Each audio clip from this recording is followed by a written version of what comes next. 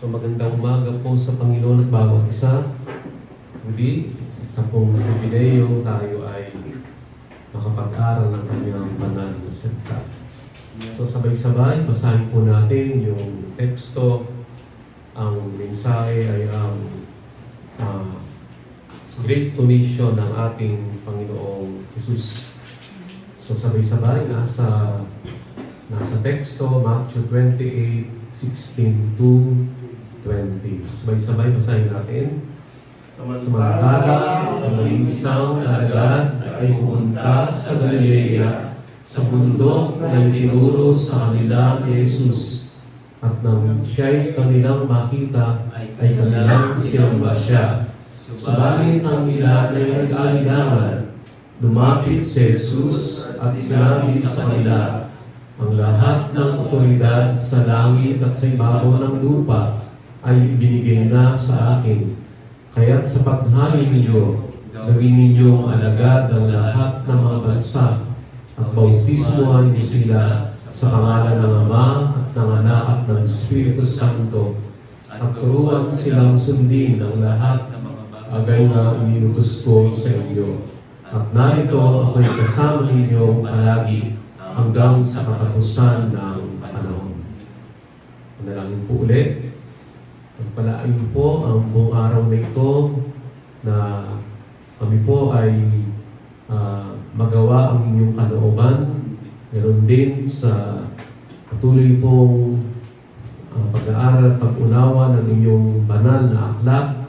Sana ito po ay tumimos sa aming puso at isip dahil sabi ng Lucas 11:28, mas higit na mapalad ang nakikinig ng mga salita ng Diyos at sumusunod nito. Blessed are those who hear the word of God and keep them. Lalo ito ay ang dakilang utos ng aming Panginoon Hesus bago siya umakyat sa langit na ibinigay sa iglesia na magpapatuloy, mananatili, magpakailan pa man hanggang sa ikalang pagbabalik niyo. At kapag naipangaral na ang Ebanghelyo sa buong daigdig at naligtas ang inyong huling hinirang, babalik na po kayo. Samantala, sana po bilang naligtas na sa biyaya, bilang iglesyang nangahawakan sa Ebanghelyo ng Panginoong Kristo, sa amin niyo po ay pinagkatiwala ang misyon na ito. Sana ito po ay maging seryoso kami at maging instrumento po kami sa pagsunod ng The Great Commission ng aming Panginoon Jesus. Salamat po ng marami. Patawad po sa aming pagkakasalang naisip, nasalita at nagawa. Hugasan at linisin niyo po kami ng inyong banal na dugo na nabubo sa krus ng Kalbaryo 2,000 taon na nakaraan. Nanawa po yung katuwiran na binilang niyo sa amin ng manampalataya kami dahil sa aming na naging daan ng aming pagpapawalang sala. Yun po nawa ang katuwiran na dinudulog namin sa inyo ngayong umagang ito na ibinilang na katuwiran ninyo sa amin ng manampalataya kami kay Kristo ang tagapagligtas. At langan ang gawa ng dyablo, bigyan kami ng patuloy na mapagpakumbabang puso at nawa ang banal na Espiritu ang siyang aming maging tagapagturo. Samahan niyo po kami this whole day na ito, ihanda rin para sa buong araw ng panambahan bukas sa kanya-kanya naming mga iglesia. Then salamat po ngayong araw din ay ordination at covenanting ni Pastor Nilo Botardo sa Lipa, Batangas, ang Grace Baptist Church of Lipa, Batangas. Kayo po ang magabay at mamuna doon na ginaganap ang gawain at maluwalhati punawa kayo. Salamat sa mga dinaragdag ninyong iglesyang tumitindig sa katotohanan ng 1689 Baptist Confession of Faith.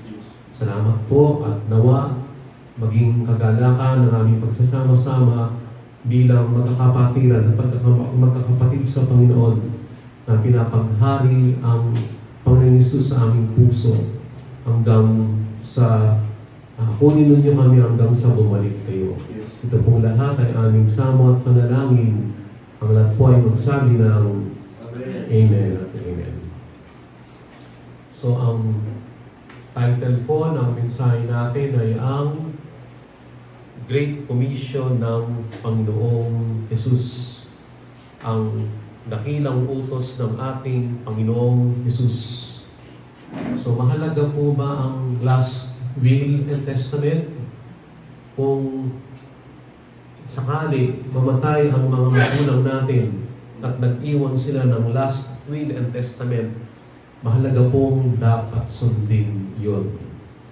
Itong Great Commission na ito, itong Matthew 28:16-20, ito po ang last will and testament ng ating Panginoong Hesus. Kaya dapat sundin ng iglesia na representative dito ang mga apostol. Kaya binigay ang Great Commission sa iglesia. Hindi sa pamilya, hindi sa gobyerno, hindi sa kanino mang samahan ng mga tao, barkadahan sa iglesia. Ang Great Commission ay isa sa pangunahing katungkulan ng iglesia. Ito ay mandato o utos sa bawat tunay na iglesia na sumasampalataya sa Ebanghelyo ni Kristo Jesus. So ito po yung pinakamensahe ng Matthew 28:16-20. So sabay-sabay basahin natin. As the exalted kingly mediator, the last prophet, perfect high priest, and sovereign king, He is now the reigning promised Messiah, building His kingdom through His great commission in His second coming. So, ang Panginoong Jesucristo bilang haring itinaas o nakaluklok na sa kanang trono ng Ama bilang tagapamagitan, siya po ang pinakahuling propeta, siya ang pinakalubos na dakilang saserdote, haring makapangyarihang haring naghahari na. Siya na po ang ngayon ang naghaharing pinangakong Mesyas. Itinatayo ang kanyang iglesia sa pamamagitan ng dakilang utos na ito, Great Commission hanggang second coming. Kaya po, nasa ng Panginoong Jesucristo, dito papaakyat pa lang siya, uupo na siya sa kanang trono ng Ama at iniutos niya yung Great Commission na ito. Sinabi niya sa mga apostol, humayo kayo, gawin niyong mga alagad ng mga bansa, bautismoan niyo sila sa pangalan ng Ama, Anak at Espiritu. Pakatandaan ninyo, sa paghayo ninyo, kasamahin ko kayo hanggang katapusan ng panahon. Kaya, napakalaking pribileyo po nito. Napakalaking responsibilidad nito. Pero, pangako niya, sasamahan niya ang iglesia. Pangako niya, sasamahan niya ang iglesia. So, maraming mga misyonerong ginamit na ng Panginoon throughout church history, sinamahan niya sila.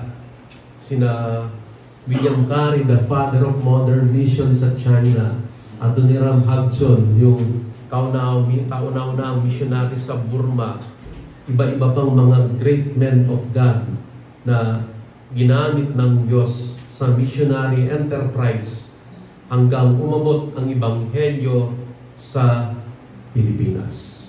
Dahil po, may mga tao ng Diyos na tinupad ang Great Commission na ito.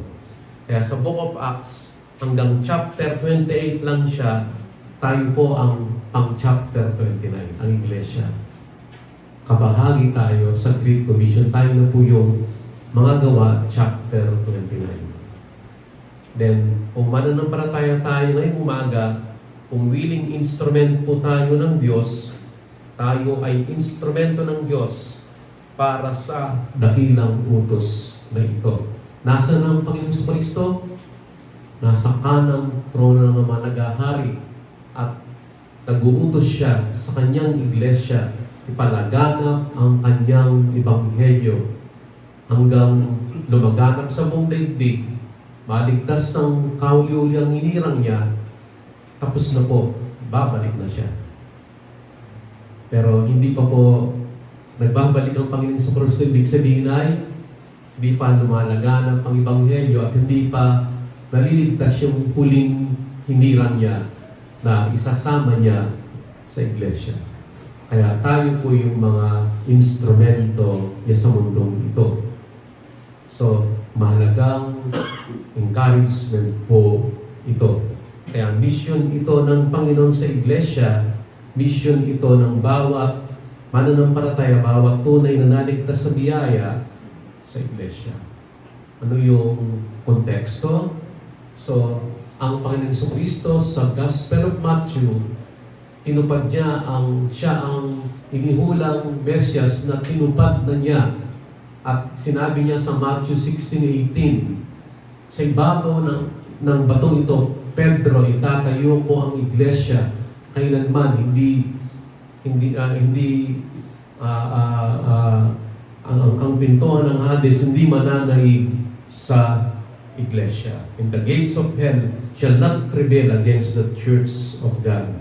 Kaya bilang pinangako ito sa mga Hudyo sa Matthew 16:18. Pero ngayon bilang nakaluklok na haring Panginoon na tagapamagitan bilang prophet, priest, and king, tinupad niya ngayon iniutos niyo ngayon at nais patupad niya sa kanyang iglesia ang Great Commission na ito para sa katubusan ng kanyang piniling tao. Ngayon, hindi lang Hudyo, kundi Hudyo at Hentil.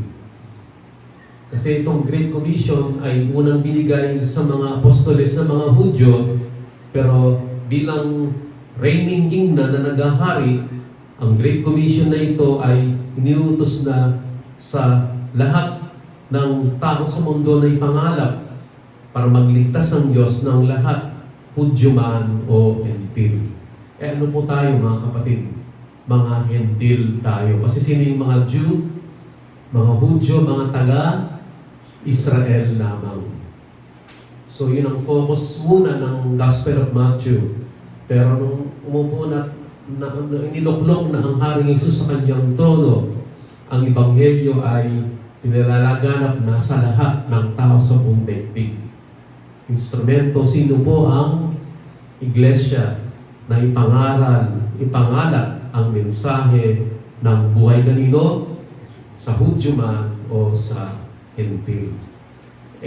Umabot ang Ebanghelyo sa Pilipinas. Naikwento ko yung few months back, 1901.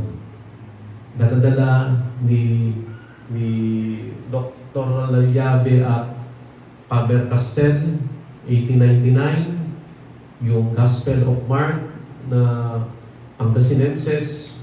Si Dr. Lalyabe ay pari siya na na-convert sa Gospel, and then galing sa Spain, daladala niya yung mga Gospel of Mark in Pangasinenses. Kaso nalason po silang dalawa sa Port of Manila, 1899. Kaya si Dr. Lalyabe at Faber-Castell hindi na ipasok ang mga Biblia. Pero after 2 years, nung masakop na tayo ng mga Amerikano, 1901, dala-dala na ngayon ng mga American missionary, 1901, na ipasok first time ang mga Gospel of Mark na Pangasinenses hanggang mai-travel sa norte na ilang crate. First time na naipasok ang Biblia sa Pilipinas noong 1901. So ganun po kakapangyarihan ang kamay ng Diyos.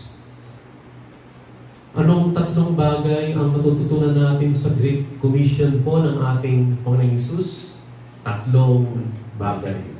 Kasi yung word na ito ay mga utos. Go and make disciples, baptizing them and teaching them. Ito ang tatlong bagay na kailangang gawin ng tunay na iglesia, ng bawat mananampalataya sa kanyang iglesia para matupad ang dakilang utos na ito. So, unang utos, sabay-sabay, ano yung Unang punto, bringing sinners into vital union with our thrice holy God through the faithful proclamation of the gospel of our Lord Jesus Christ. Ito yung go and make disciples. Sa Tagalog, pag-akay sa bawat mga makasalanan na magkaroon ng tunay na pakikiisa, tunay na pakikipag-ugnayan sa thrice holy God na ito sa pamamagitan ng tapat na pangangaral ng Ebanghelyo ng ating Panginoong Hesus. Kaya ito ay imperative utos. Kung ikaw ay Kristiyano na naligtas sa biyaya, ang utos mo sa ating lahat ay go. As you going, you preach the gospel and make disciples. Ganun po siya. Pero sino po ang nagliligtas? Ang biyaya ng Diyos. Sino umahayo? Sino ang nagpapalaganap? Tayong mga mananampalataya na instrumento niya para ipalaganap ang mensahe ng buhay. At sinong kasama natin? Ang presensya ng Panginoong Hesus. Kaya ito po yung punto, tanging ang mensahe ng Ebanghelyo, bigyan din, tanging ang mensahe ng Ebanghelyo ang nakapagliligtas sa bawat taong makasalanan. Hindi tayo, instrumento lang tayo, isineshare lang natin, pinapahayag lang natin ang mensahe ng buhay at ang Diyos, kumikilos siya. Na si Kristo bilang reigning, exalted King, pinagkatiwala niya po ang Great Commission sa kanyang iglesia dito sa puntong ito, represented by the apostles sa panahon ito, ang pagpapalaganap ng Ebanghelyo na tanging mensahe ng buhay. Ganun po siya kahalaga. At tinupad po ito ng mga apostol, opo. Kasi after ng apat na gospel, Matthew, Mark, Luke, and John, ano kasando na aklat? Aklat ng mga gawa. The book of Acts. Acts of the Apostles, so Acts of the Holy Spirit. Ano po yun? Yun ang kasaysayan, paano na-establish, nabuo, lumago, tumibay ang Iglesia ng Jerusalem, Iglesia ng Samaria, hanggang lumaganap ang Iglesia sa buong daigdig, hanggang umabot sa kaduluduluhan upang matupad ng Acts 1:8. Ipapangaral ng Ebanghelyo, ito ay lalaganap Jerusalem, Judea, Samaria, hanggang sa outermost part of this world. Na-fulfill po ito ng mga apostol. Kaya nagkaroon ng Book of Acts. Sa Apostol Pedro, Apostles to the Jews. Apostol Pablo, Apostle to the Gentiles. Kaya po, tinupad po ba ng Panginoon ang Great Commission? Opo. Tinupad din niya ang Abrahamic Covenant sa Genesis chapter 12, verse 1-3, na ang bayang Israel lumang tipan pa. Magkakaroon sila ng piniling lupa, Kanaan. Then, sa kanila manggagaling ang piniling binhi, ang lahi, hanggang lalabas ang Mesyas, ang Kristong tagapagtubos, at sila ang maging pagpapala ng buong daigdig. Mga kapatid, parallel din po yung Genesis 12:1-3 ng Matthew 28:16-20. Naging pagpapala sa buong daigdig ang mga apostol, ang iglesia. Lumaganap, sumabog sa buong mundo ang Ebanghelyo hanggang umabot sa kaduluduluhang lugar ng Rome. Umalat siya, lumaganap siya. Kaya po, itong Great Commission ay talaga magpapatuloy siya hanggang second coming ni Christ. Sabi po ng 1689 Baptist Confession of Faith, Chapter 3, Paragraph 6, yung decree of God, yung pagtatakda ng Diyos. Chapter 3, Paragraph 6. Maging ang mga hinirang ng Diyos, ang mga anak ni Adan, ay kasama sa pagkahulog sa kasalanan. Kaya't bukod sa pagtatakda sa kanila sa kalulatian, tingnan niyo po, ay tinakda ng Diyos ang lahat ng kaparaanan tungo sa kanilang mabisang pagtawag sa pananampalataya at katubusan kay Kristo. Sila'y inaaring ganap, kinupukpok, pinababanal, at iniingatan ng kanyang kapangyarihan sa pamamagitan ng pananampalataya. Tanging ang mga hinirang lamang ang may bahagi sa dakilang pagpapala ng kaligtasan. Sa Ingles, Paragraph 6, 1689 Baptist Confession of Faith, Chapter 3, Paragraph 6, patungkol sa decree of God. As God hath appointed the elect unto glory, so He hath by the eternal and most free purpose of His will foreordained all the means thereunto. Wherefore they who are elected, being fallen in Adam, are redeemed by Christ, are effectually called unto faith by Christ. So dito po papasok yung pagpapalaganap ng Ebanghelyo. Ito pong are effectually called unto faith in Christ. Kaya kailangang ipalaganap ang Ebanghelyo, pangkalatang panawagan, and then kikilos ang Banal na Espiritu, mabisang tatawagin niya ang kanyang mga hinirang sa pagpapalaganap, pangangaral ng kanyang Ebanghelyo. Sa makatwid, are redeemed sila ngayon ay are redeemed by Christ, are effectually called unto faith in Christ, by His Spirit working in due season, are justified, adopted, sanctified, and kept by His power through faith unto salvation. Neither are any other redeemed by Christ, or effectually called, justified, adopted, sanctified, and saved by the elect only. Kaya kung sa mundong ito, may hinirang po ba ang Diyos talaga na mga makasalanan? Meron. Paano mong alam na hinirang ka? Darating ang punto, gagamit ang Diyos ng kanyang mga tao, mga instrumento sila, ipapahayag ang Ebanghelyo sa mga taong hinirang niya, then mapapakinggan nila yung mensahe ng buhay ng Ebanghelyo, ikilos ang Espiritu, ipapanganak silang muli, then sila ay sasampalataya na magiging daan ng kanilang pagpapawalang sala sa pamamagitan ng pananampalataya. If you are truly elected by God's grace, in due time, God will use His instrument, His people, to proclaim the gospel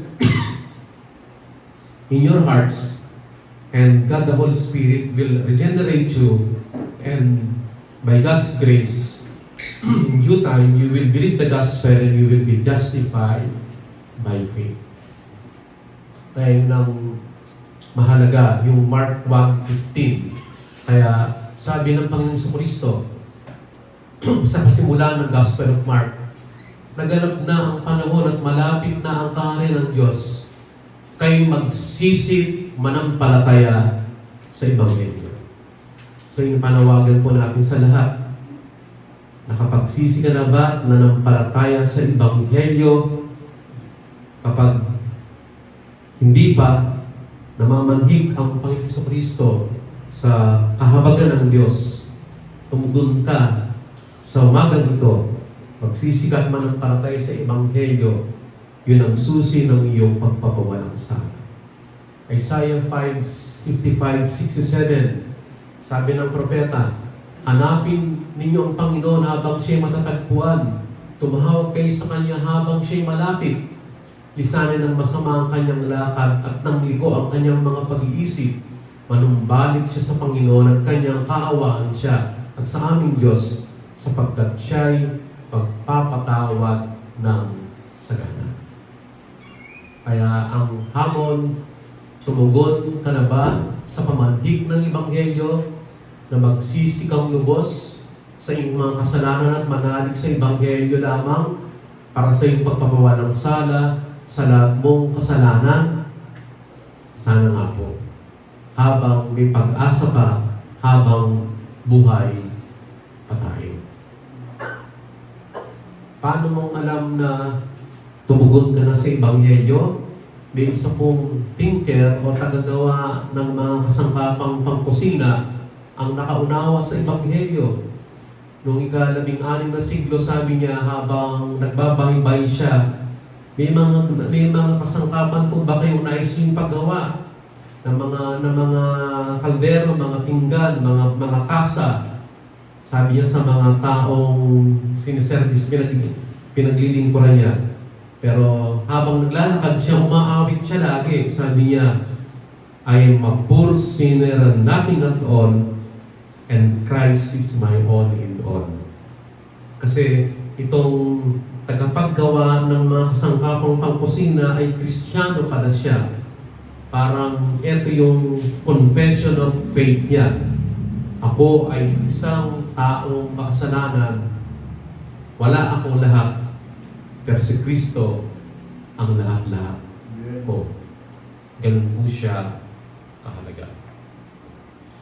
May mahalagang istorya si Charles Haddon Spurgeon sa kapangyarihan ng Ebanghelyo at panalangin nung time na buhay siya. So ito ay narinig niya daw nung nagministeryo siya sa North of England. Sino si Charles Haddon Spurgeon? The Prince of Preachers of the 17th and 18th century. Si Charles Haddon Spurgeon ang nagkwento nito. May isa daw pong matanda na taga doon na matapat na nananampalataya kay Kristo. So, possible, mananampalataya siya, possible, mag-asawa na sila, then later on, siya ang nakaunawa ng Ebanghelyo, yung asawang babae. Pero malaking hamon, yung asawang lalaki ay hindi po mananampalataya yung asawang lalaki. Wala silang anak. Yung asawang lalaki ay mahilig sa bisyo. Mahilig sa sugal, mahilig sa inuman, mahilig sa yung likas na pagiging, alam niyo po yun, yung pagiging mahilig sa bisyo, yung mga kalalakihan. Yung asawang babae ay nagpatuloy sa Panginoon. Naging tapat po siya sa pagsamba sa iglesia ng buhay ng Diyos. Araw-araw siyang nagpe-pray. Araw-araw kapag may oportunidad, kinukwento niya, pinapapatotoo niya ang Ebanghelyo. Then tuwing linggo, lagi siyang laman ng simbahan. O, iwan mo na kita, asawa ko, sisimba ako. Baka gusto mong sumama, mahalagang marinig mo ang Ebanghelyo. Matagal na naglingkod siya sa iglesia ng Panginoon. Nagtitiwala siya, nananampalataya siya, nananalangin siya, nagpapatotoo siya. Pinapatotoo niya ang Ebanghelyo at pinapakita din sa pagbabagong buhay na gawa ng Diyos. Hanggang sa nabahay siya. Hindi po naligtas yung asawa. Naku po natin, parang sad ending. Pero hindi po pala. Pagkamatay ng asawang babae, kasi pag nagsisimba po pala yung asawang babae, may kasama siyang aso. Hindi sinabi ko anong klaseng aso. Laging katabi niya o nasa ilalim ng upuan yung aso. Nung kinalinggan na yon, after a week na namatay ang asawang babae, biglang tumakbo yung aso. Sinundan nung asawang lalaki. Saan po kaya nagpunta yung aso? Sa simbahan. Kasi tuwing Sunday, kasama siya nagsisimba ng kanyang among babae. Sinundan niya yung aso, tamang-tama, umupo uli yung aso dun sa lugar kung saan umupo yung kanyang amo. Pagsunod ng asawang lalaki, tamang-tama, pangaral ng Ebanghelyo, doon po narinig ng asawang lalaking Ebanghelyo, doon siya tumugon. Doon siya naligtas. Naku niyo po, ibig sabihin, tinugon ng Diyos yung panalangin niya, hindi nung buhay siya, kundi nung namatay siya. Makapangyari ng Ebanghelyo ng Diyos. Ginamit na yung aso, Pastor. Salamat sa aso.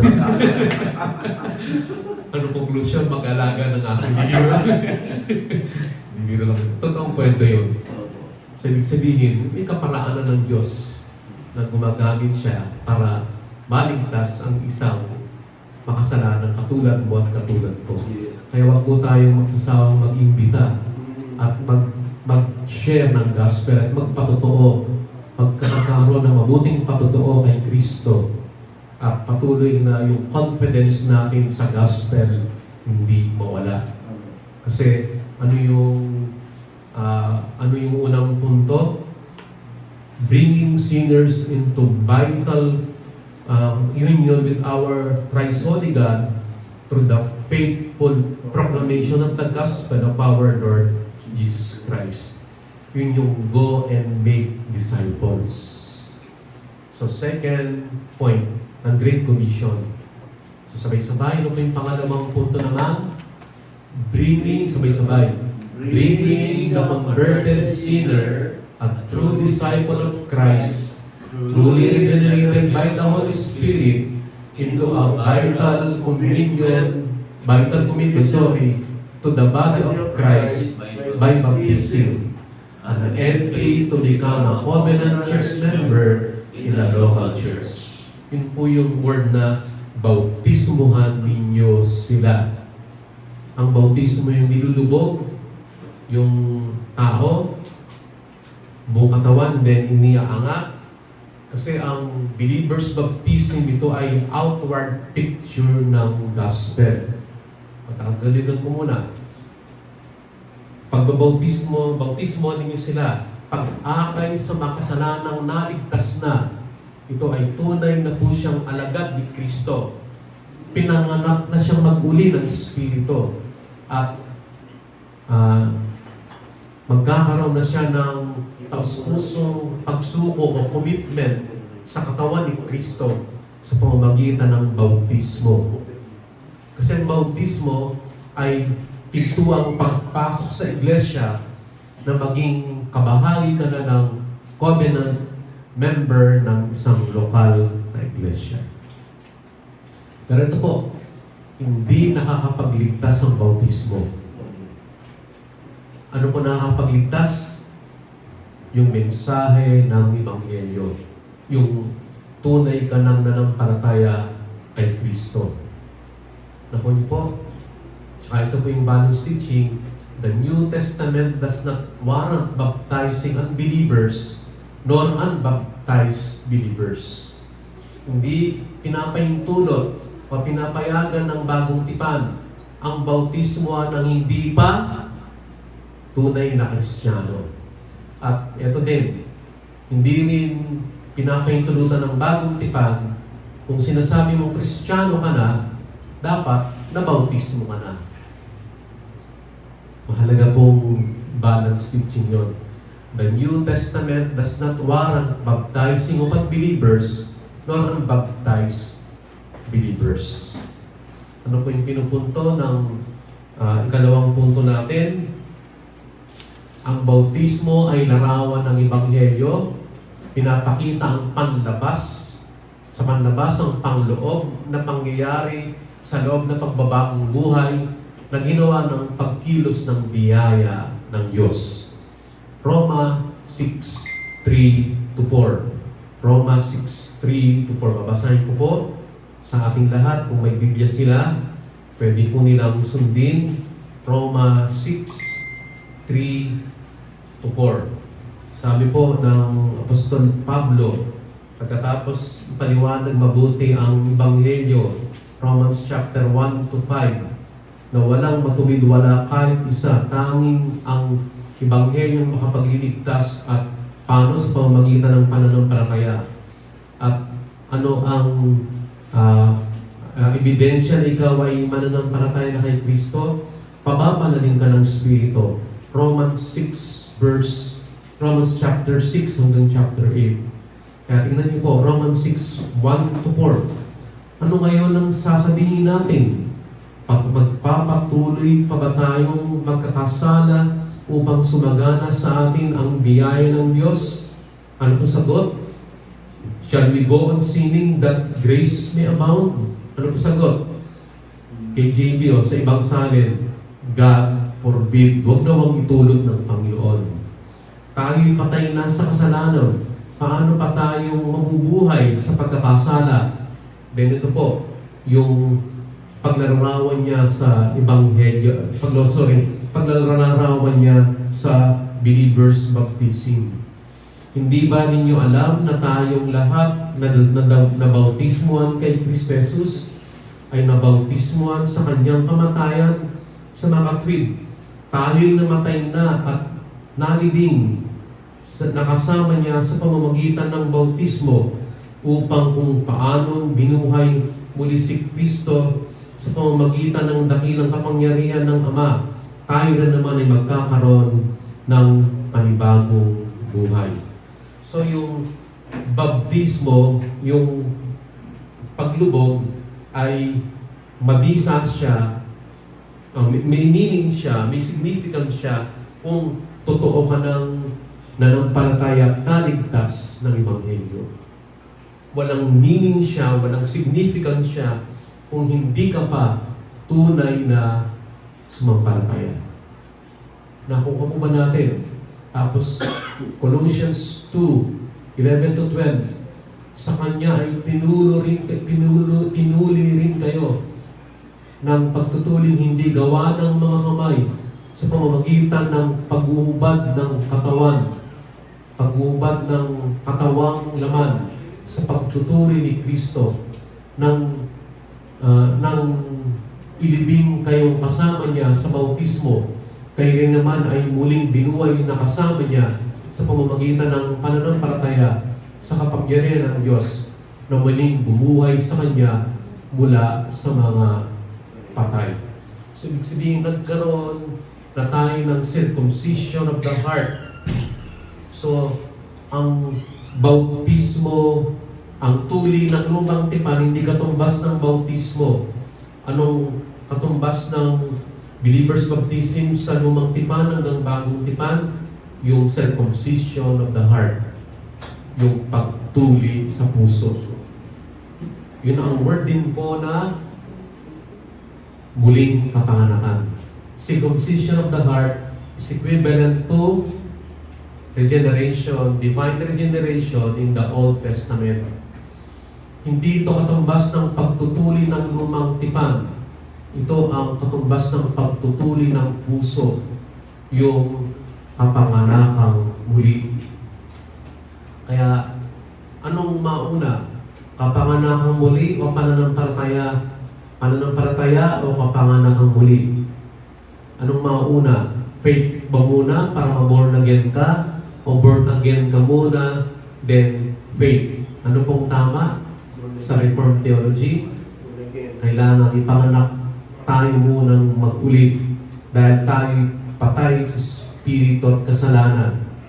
Paano mabubuhay ang isang patay sa spirito at kasalanan? Patay sa kasalanan?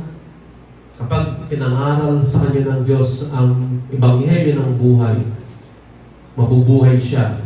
At kapag nabuhay na yung isang taong patay sa spirito, ang unang pag-iyak ng baby, yung baby na iiyak siya, yun ang pagtugon ng pananampalataya. Then, yun ang ebidensyang tunay kang ipinanganak na mag-uli.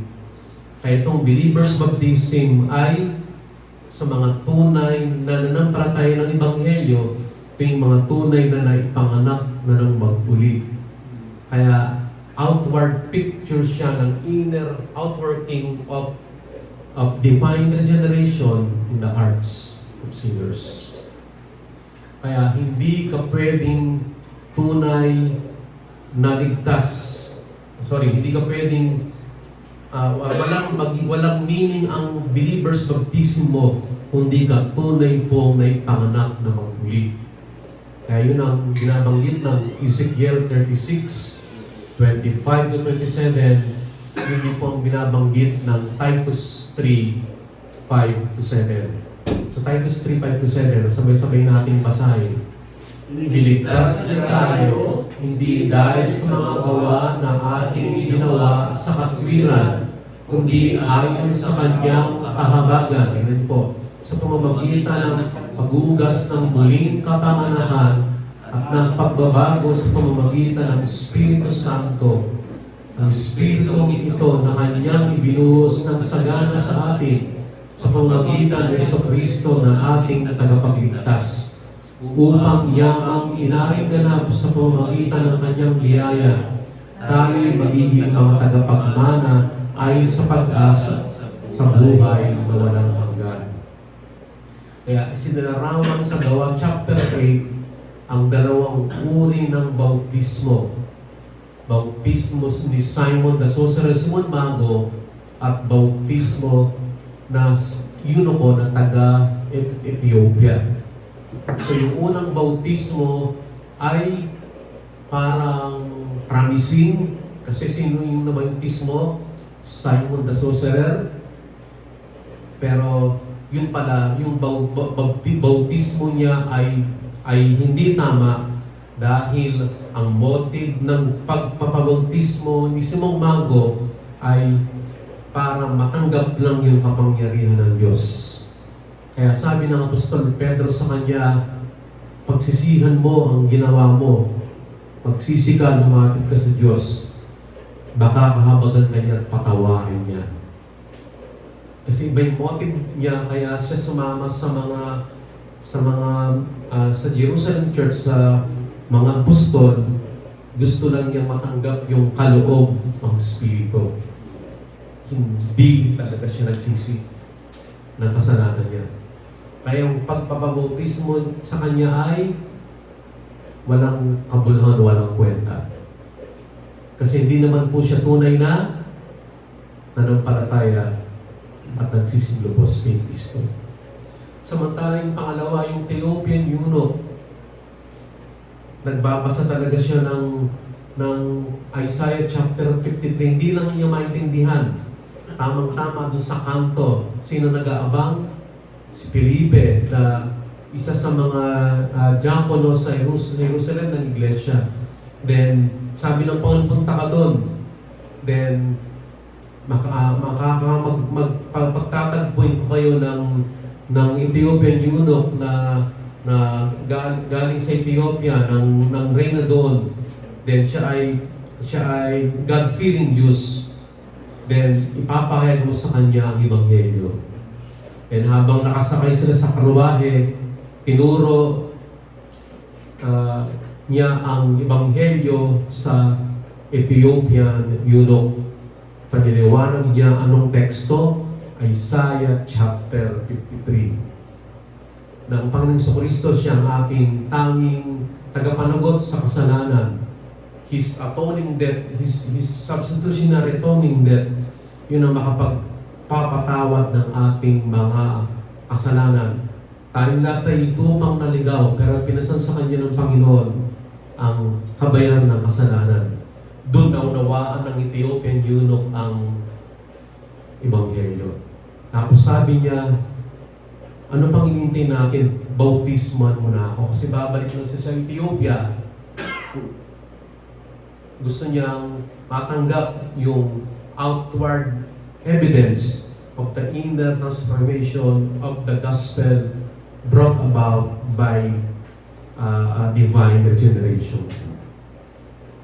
Binautismuhan siya ng Felipe.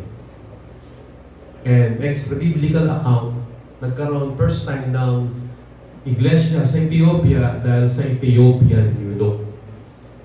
Nakuha po natin, nawa ay maunawaan po natin na makapangyarihan ng Ebanghelyo kung kaya't may patotoong pagbabagong buhay, gawa ng biyaya ang tunay na binabautismuhan po.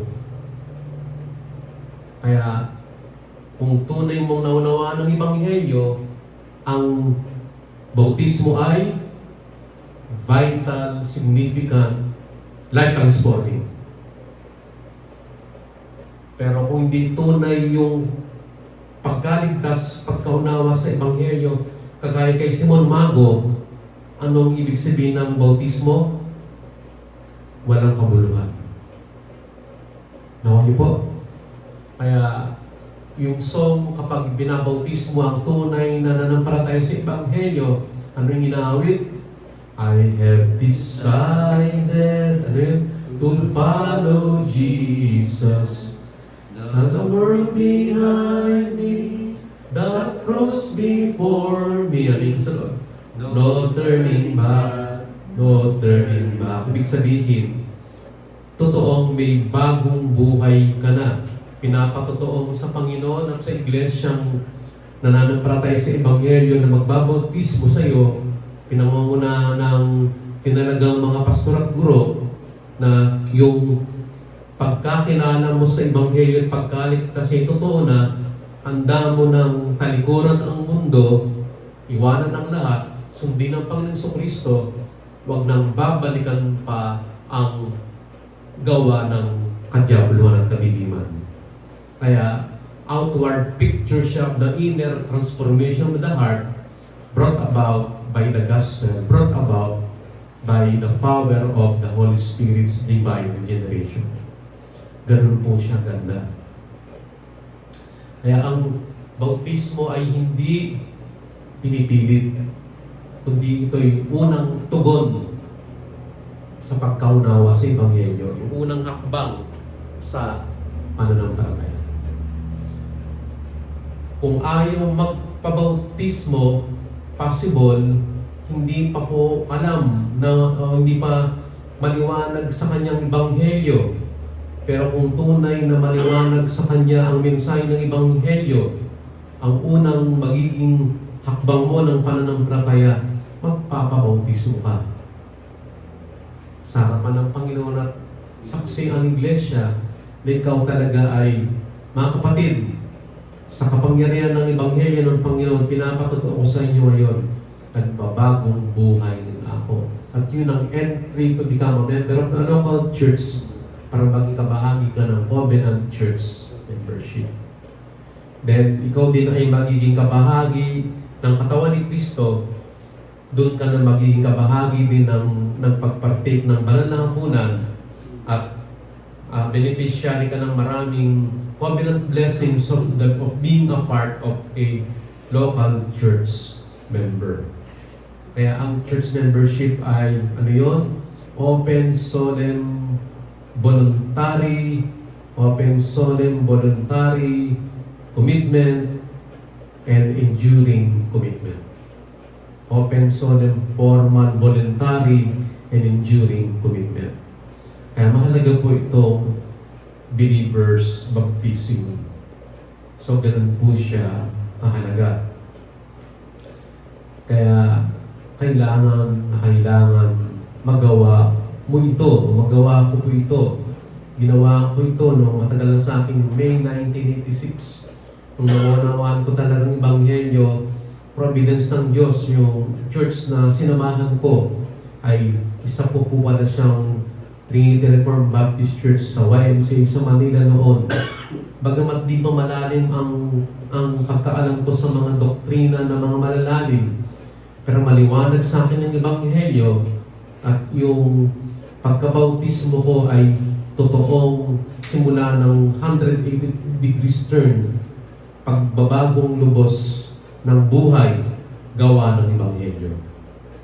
Then, hindi ko po yun nire-regret na talaga ang Ebanghelyo ang dahilan kaya po ako nagpabautismo, hindi baliktad.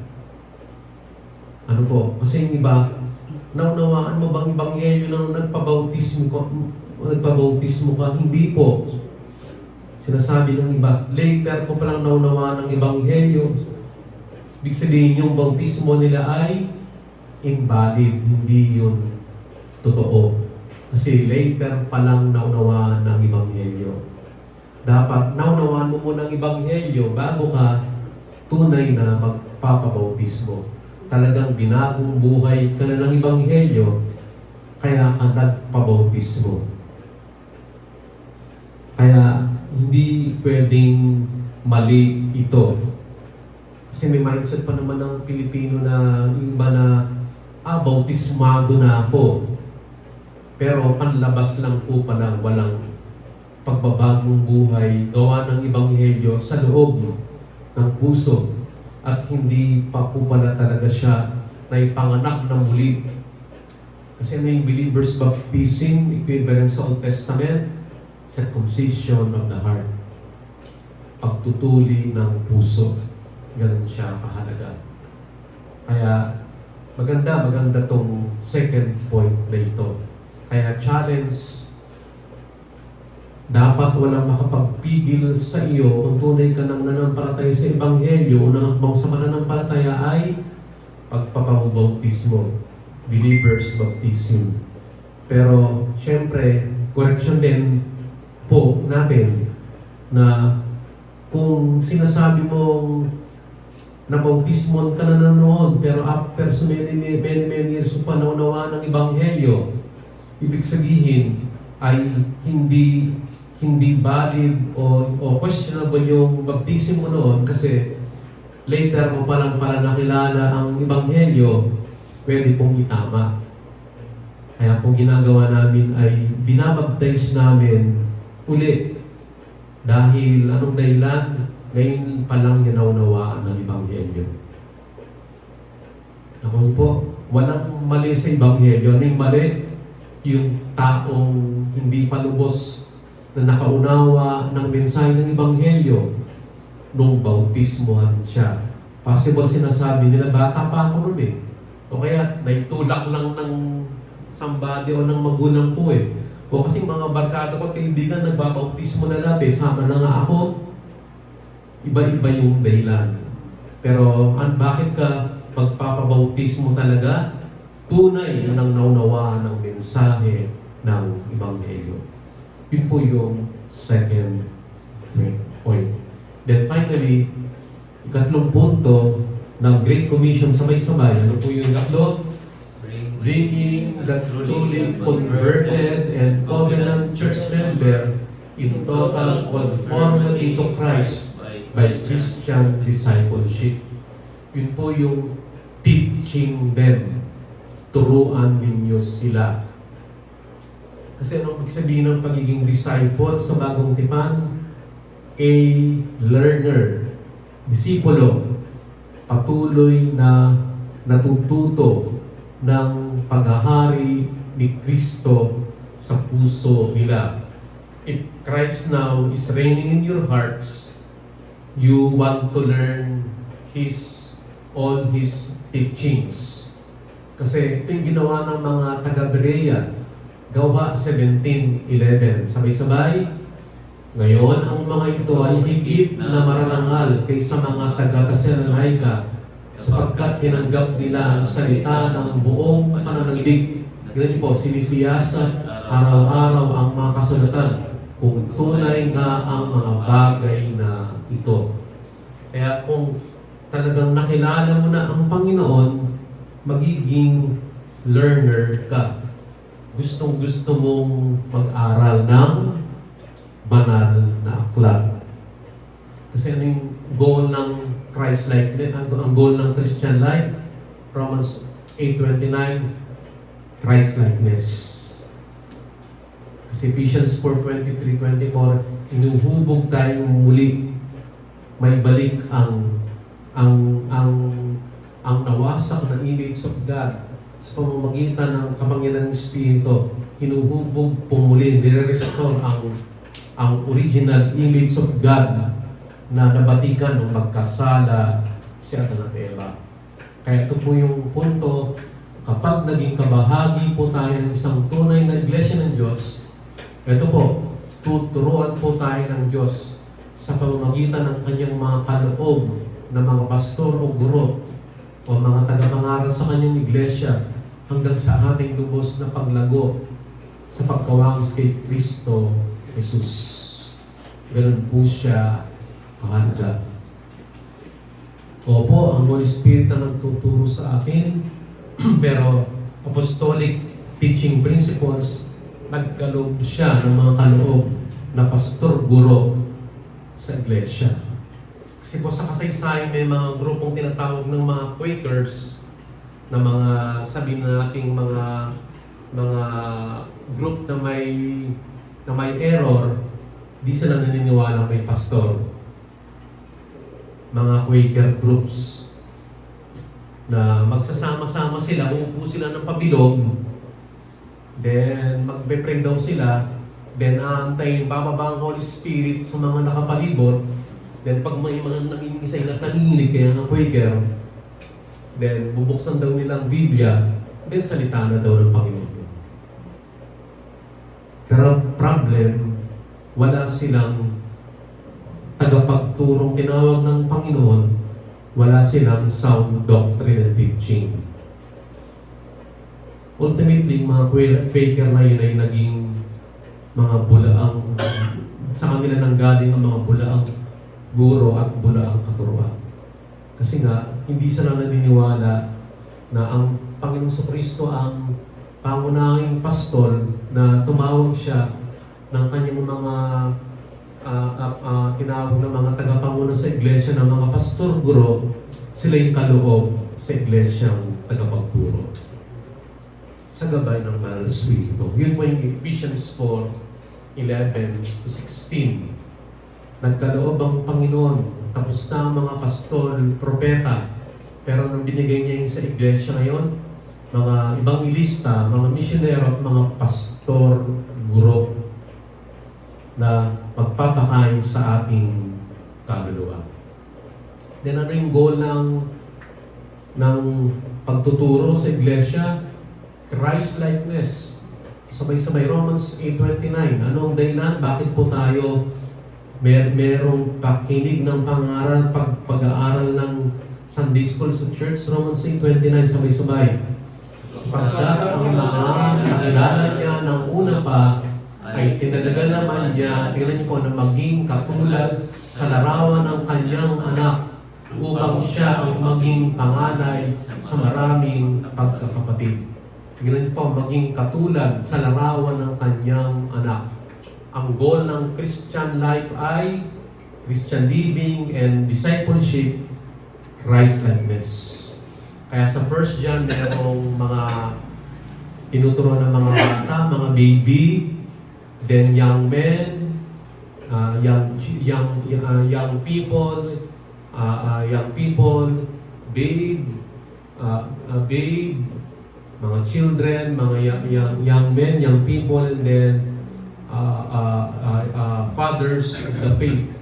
Ibig sabihin, may degree of spiritual growth na minsan baby ka muna hanggang in due time, nagiging bata ka, nagiging binata ka, nagiging mama ka, nagiging tatay ka. Naku niyo po, na ang goal natin ay maging fathers of the faith tayo. Ibig sabihin, nagmamature ka dapat sa faith mo. Di mo ba, baby na, elementary na, high school pa, doon nagde-debby pa, o hindi pa kumakain ng milk, sabihin na, may sakit yung bata. High school na, dumidebby pa, milk pa dapat.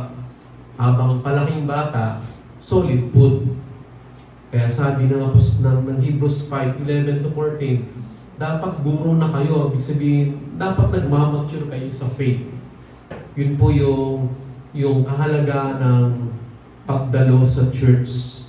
Patuloy tayong nakakapakinig ng salita ng Panginoon, ng mga tinawag ng mga pastor o guro, mga teachers ng church para natututo.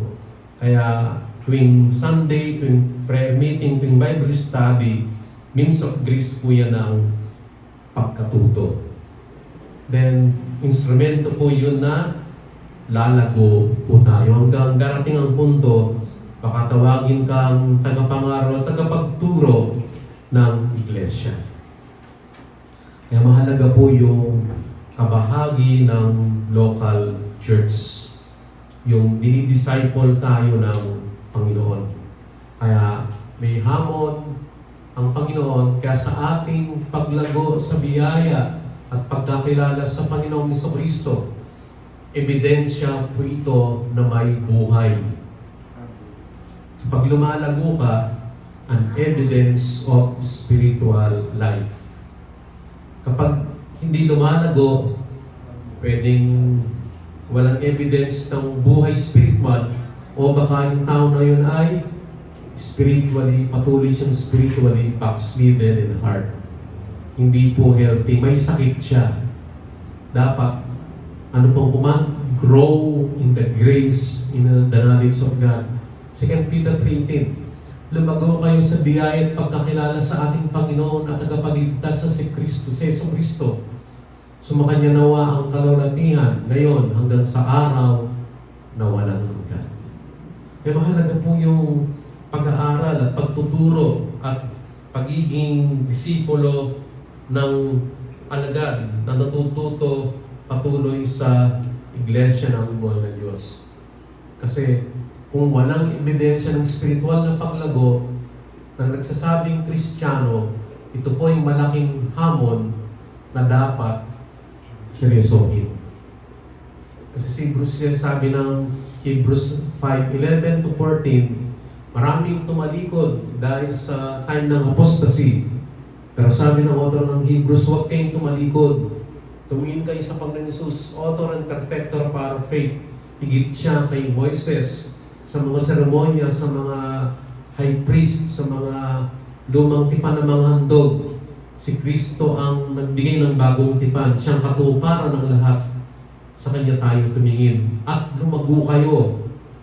Mag-grow kayo. Kasi Hebrews 5:11 to 14, na warning siya. Tungkol sa Kanya ay marami kaming masasabi. Mahirap papaliwanag. Palibhasa ay naging mapurol kayo sa pakinig. Sapagkat bagamat, tingnan niyo sa panahon ito, ay dapat kayong mga guro na. Kailangan muling may magturo sa inyo at tingnan mga unang simulain ng aral ng Diyos. Kayo nangangailangan pa rin ng gatas at hindi ng pagkain matigas, sapagkat bawat tumatanggap ng gatas ay walang alam sa salita ng katwiran. Palibhasa ay isa siyang sanggol. Ngunit ang pagkain matigas ay para sa mga nasa hustong gulang na, dahil sa pagsasagawa ay nasanay ang kanilang mga pandama na makilala ang pagkakaiba ng mabuti at masama. Ibig sabihin na kapag nag-grow ka po in the grace and in the knowledge of God, nade-develop yung spiritual discernment. Nagkakaroon ka ng spiritual na pag-unawa sa mga maraming bagay-bagay sa pagharap sa hamon ng buhay. Hindi ka patuloy na baby o immature, nagkakaroon ka po ng tamang kaisipan. Padala ng Panginoon ang kapagsubukan na ito. Tinuturuan niya ako na patuloy sa Kanya ako magpakumbaba, magtiwala, magtiis pa para ano yung goal ng Christian life? Christ-likeness. Ganun po siya. And then, titibay ka, tatatag ka sa pagbabasa, pag-aaral ng Biblia, panalangin, pagdalo sa church, pagsubok na pinagdadaanan, pagyugma ng buhay, na alam mo, may Diyos, may kamay ng Diyos, nakikita mo na yung kamay ng providensya ng Diyos, then hindi ka mapagreklamo sa buhay, mapagtiis po tayo, mapagpakumbaba, mapagpahinuhod, mapanalangin, mapagtiwala sa Diyos kahit na mangyari. Then, lagi yung kapayapaan at kagalakan ng Diyos nasa ating puso. Ibig sabihin, yung paglago na spiritual ay tanda ng spiritual na buhay. Kaya hindi lang John 3:16 laging alam natin. Simula lang yung John 3:16. Yun ang gospel dapat. Papasalog, lalong lumalalim ka ng pagkaunawa at pagkaintindi, evidence of life, spiritual life. How? By growth in grace and in the knowledge of God. Kaya mahalaga ang patuloy na paglago sa tamang katuruan, sa tapat na pangangaral at pagtuturo sa iglesia. Then nagbigay ng warning ang Apostol Pablo, 2 Corinthians 13:5. Sabi niya sa mga taga-Korinto, pangalawang sulat na actually apat ang sulat na ito, yung dalawa ay hindi na naisama sa New Testament.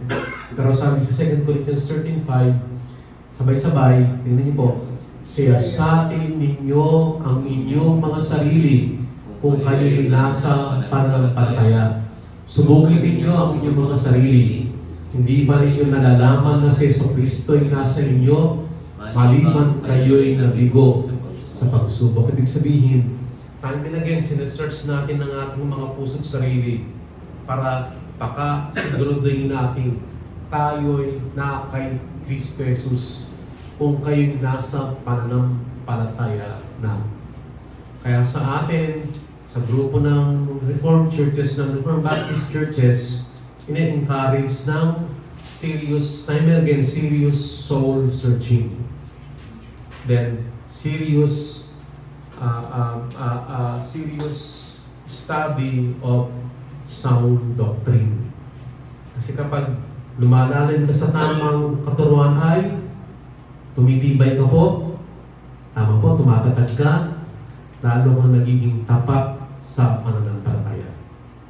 Ano mang bagyo't bahan ng buhay na pinapadala ng Diyos, lalo kang nagiging humble and teachable. Mapagpakababa at handang nagpapaturo sa mga katotohanan ng salita ng Panginoon.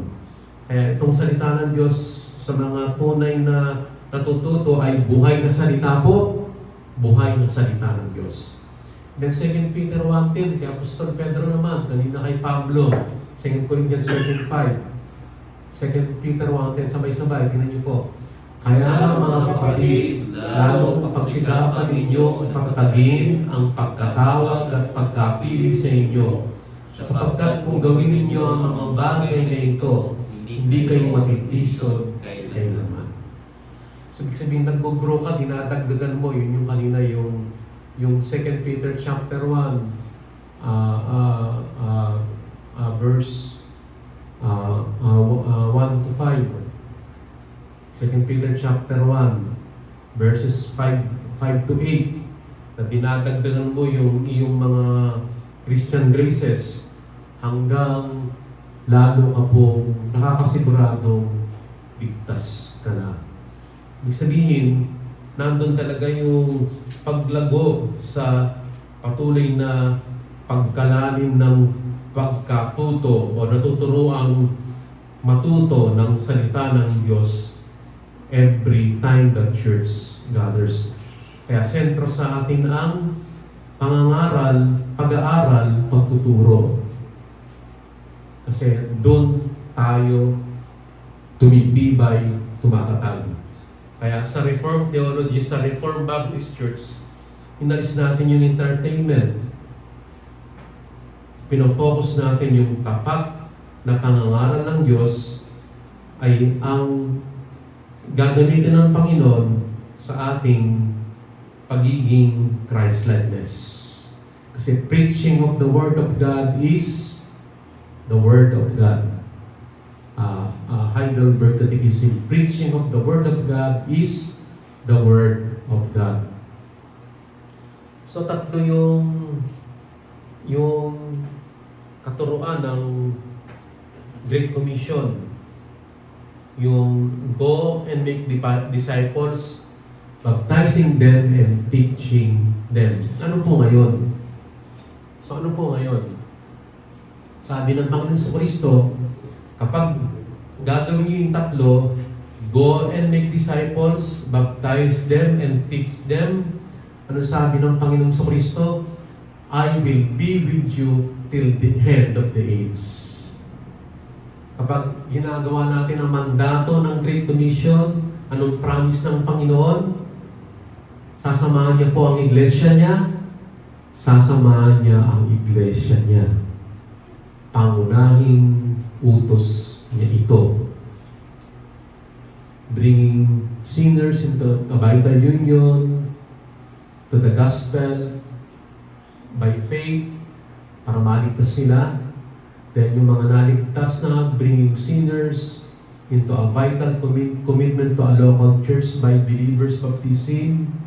Then bringing those who are saved and converted, covenanted church member, to Christ Church to disciple them, to teach them, to grow and mature into Christ-likeness. Sasamahan tayo ng iglesia. What a great task! What a great blessing! Kanina lang po binigay ito sa iglesia ng Panginoon Jesus. Napakalaking pribileyo po natin lahat. Then may pangako na sasamahan ng naghaharing Panginoon Kristo ang kanyang iglesia sa Great Commission na kanyang nilutos sa atin sa pamamagitan ng Diyos Espiritu Santo. Then, wari ko na ito po ay isang malaking pagpapala sa buhay na ito. Kaya ang Diyos nakaupo siya sa kanang trono ng Ama, tayo yung kanyang kamay at paa at instrumento hanggang may palaganap ang Ebanghelyo, maligtas sa muling hinirang niya, then babalik na siya. Kaya yun po yung dulo.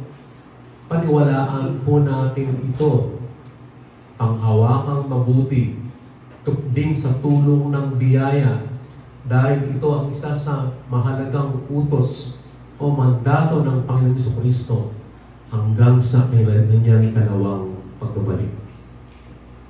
Hindi po ito birong utos o mandato ang Great Commission, pero nakita po natin gagamitin niya ako para tuparin ang plano ng Diyos sa mundong ito. Sa kanyang iglesia at sa kanyang mga hinirang na sumampalataya na sa iyo na nandito sa iglesia nito sa amin sa Lumban ng Laguna, sina Pastor Ray sa Moncada Tarlac, sina Pastor Tim sa Tarlac City at iba pang mga kapatiran, sina Pastor Noel sa Laguna, Los Baños Laguna, sina Pastor Dilo sa Lipa Batangas at iba pang mga lingkod ng Panginoon, instrumento niyo po tayo lahat. Then paggamit po tayo para sa kalulatihan ng Diyos. Soli Deo Gloria. So manalangin tayo. Nagpapasalamat po kami sa Great Commission na ito.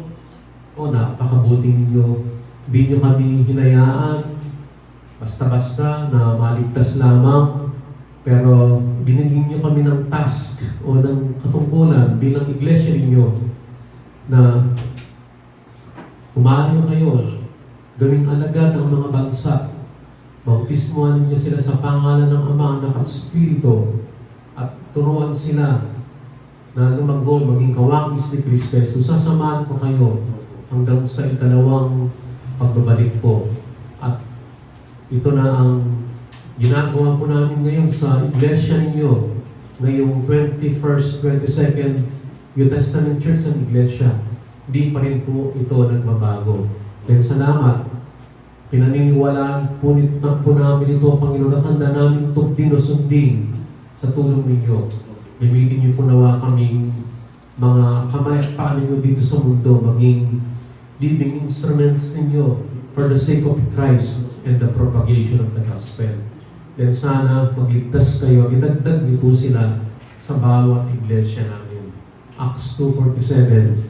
At sana naluwalhati po nawa namin kayo sa napakagandang mensahe at katuruan ng bagong tipan, ang Great Commission. Ito pong lahat ay aming samo at panalangin. Pangalan po lamang ni Kristo Jesus, ang lahat po ay magsabi ng Amen. Amen. Amen. Salamat. So, salamat sa Panginoon. Pwede tayong mawit. Isa.